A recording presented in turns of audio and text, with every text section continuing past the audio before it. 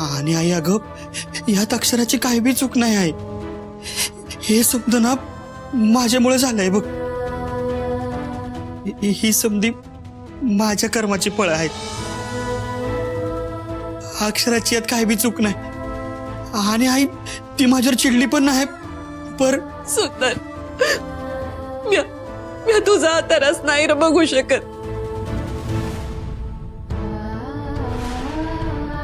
नाही सहन करू शकत म्या. तुझ्या आयुष्याची अशी अवस्था झालेली नाही सहन होते मला. समजा चुकत गेलंय रे.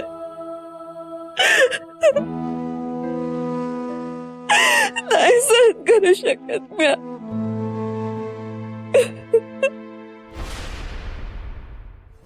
हे सगळं खूप अवघड होत चाललंय. मला मेनकाशी बोलायलाच हवं. हेच तर मला पाहिजे होतं. घराचं मूळ उद्ध्वस्त व्हायला सुरुवात झालीये. आता खेळ कसा रंगायला लागलाय की एकावर एक समधीच तुटून पडली पाहिजेत. सुंदरने खरंच मान्य केलं. खरंच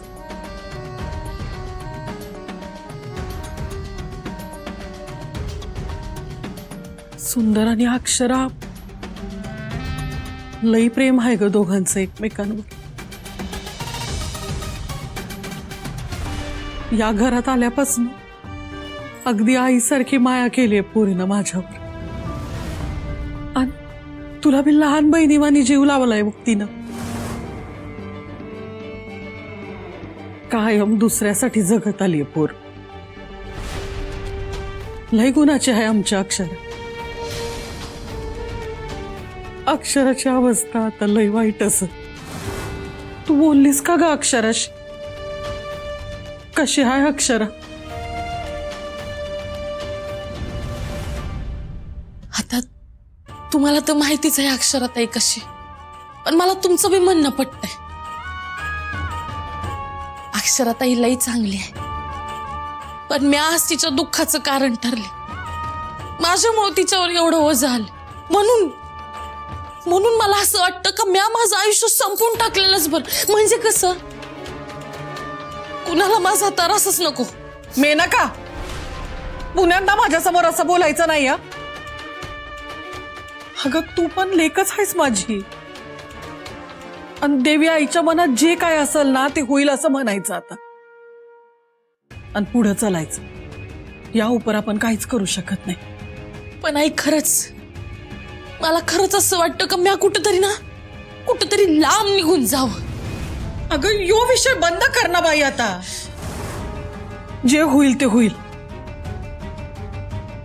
म्या ना तुझ्यासाठी काहीतरी खायला घेऊन येते. तवर शांत राहा. डोक्यात काय बिवंगाळीच्या रानू नगस. कळलं का? आले म्या.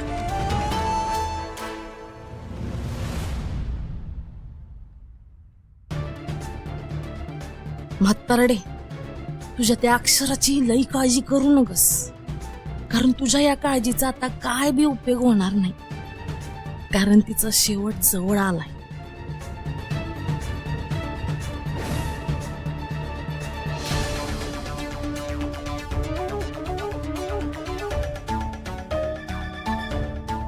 अभिनंदन. तुम्ही हाय सवय म्हणलं आता पुन्हा मुखोटा चढवायला लागतो का काय? अगं चढव. लई चांगला खेळ मांडलायस. अक्षराचं सुख पुरतं हिरावून घेतलंयस. नाही, एवढं पुरेसं नाही. तिचं सुख या घरात आणि या घरातल्या माणसांच्यात आहे. त्यामुळे जोपर्यंत ती या घरातून कायमची जात नाही ना, तोपर्यंत माझ्या मनाला शांती मिळणार नाही. कारण हे घर, हे कुटुंब आणि ती अक्षरा एकमेकांची ताकद आहे. त्यामुळे यांना वेगळं करणं लई गरजेचं आहे. होय ग. पर ह्या समजासाठी अजून काय डाव शिजवायचा आहे? ल्यान एकदम रेडी आहे. मी फक्त संधीची वाट बघते.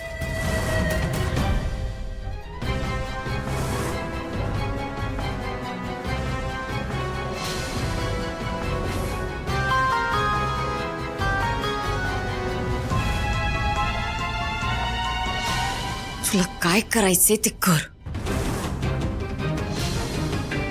संपून टाक एक समजा.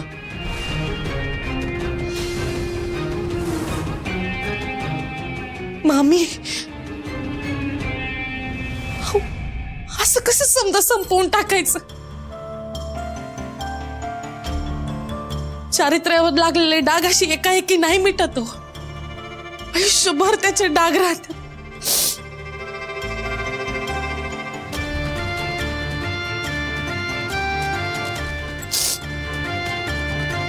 सारखं काय तेच उघडतीस का? हा, तुला तुझ्या आयुष्यासाठी काहीतरी ठोस निर्णय घ्यायलाच पाहिजे. नाहीतर असं चढत बसावं लागेल कायमचं.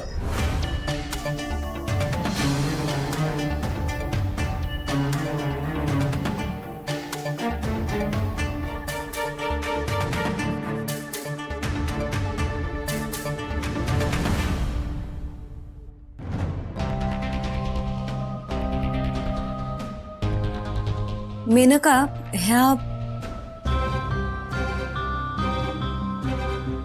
हे बघ, मला माहित नाही तुझ्या मनात नक्की काय चाललंय, पण हे सगळं तू थांबवू शकतेस. फक्त तू. माझ्या ताईचं आणि जिजूंचं नातं खूप घट्ट आहे. ते या सगळ्यामुळे तुटणार आहे हे कळतंय ना तुला? आणि माझं काय? न्याय समध्यात तुटायला लागलेत ते तुला दिसत नाही का शरू? माझं दुःख कसं काय कोणाला दिसत नाही ग?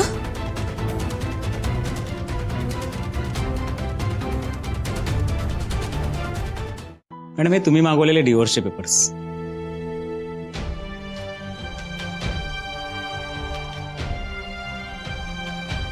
मॅडम, मॅडम, पेपर्स बघून घेताय ना? मॅडम, एक विचारू का? हे पेपर नक्की कोणासाठी मागवलेत?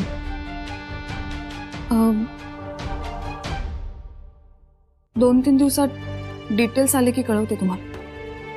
ठीक आहे, पण नक्की कोणाला अडकवायचंय? काही वेगळं प्रकरण तर नाही ना? नाही, कोणाला अडकवायचं नाहीये, सोडवायचंय. काही प्रॉब्लेम नाही ना?